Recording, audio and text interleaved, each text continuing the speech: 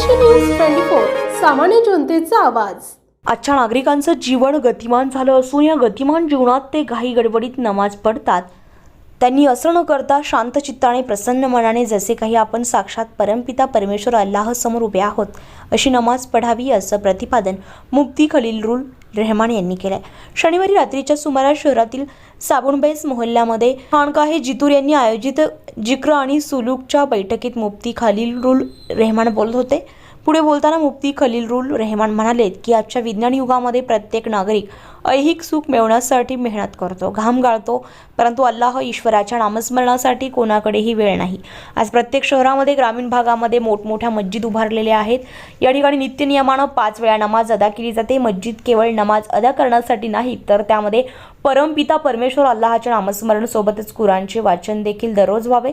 मळलेले कपडे किंवा वस्तू स्वच्छ करण्यासाठी जसे आपण साबण वापरतो तसे मन स्वच्छ करण्यासाठी अल्लाहचे नामस्मरण करणं गरजेचं आहे। तर मन स्वच्छ करण्यासाठी तो एक उपयुक्त मंत्र आहे असं त्यांनी सांगितलं।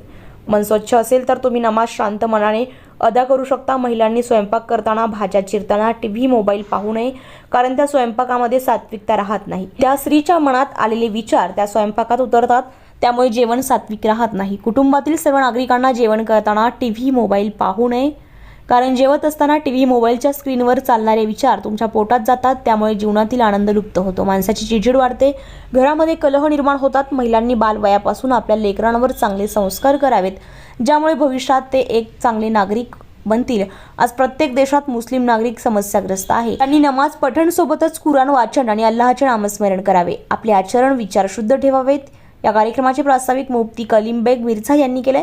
यानंतर सामूहिक जिक्र आणि दुआनंतर कार्यक्रमाची सांगता झाली। या कार्यक्रमाला समाज बांधव मोठ्या संख्येने उपस्थित होते। स्वदेशी न्यूजसाठी अजमत खान पठाण, जिंतूर।